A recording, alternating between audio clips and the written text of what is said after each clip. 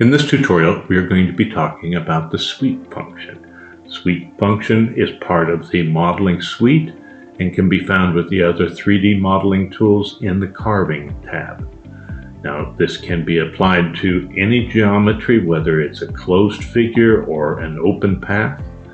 There are actually two different types of sweep. There is sweep rounded, where it will round the outer corners, or sweep corner, where it will define sharp corners. Just simply select the geometry, choose the type you wish, click on it. That will put you into a profile drawing window. Now you can reduce that or increase that if you wish to make it easier to draw.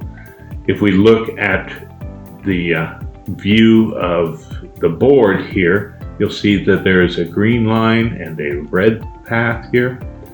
These are essentially the limits of where we can go.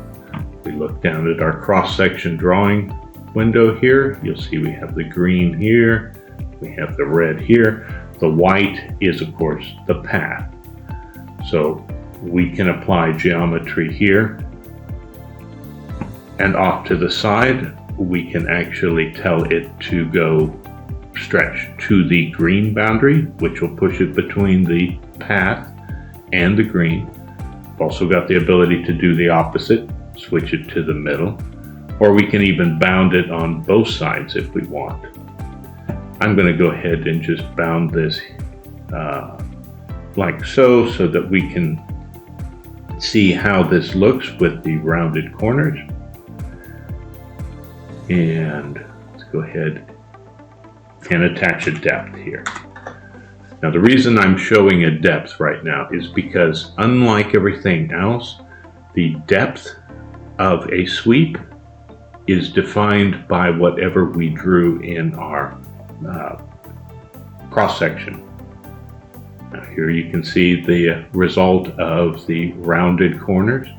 If I click on that, we can actually go and switch this to a sharp corner.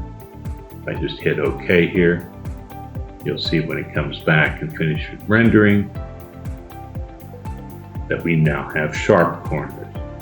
Now, as I said, the depth is actually set by what we input there, so I can't actually affect the change by changing our depth over here.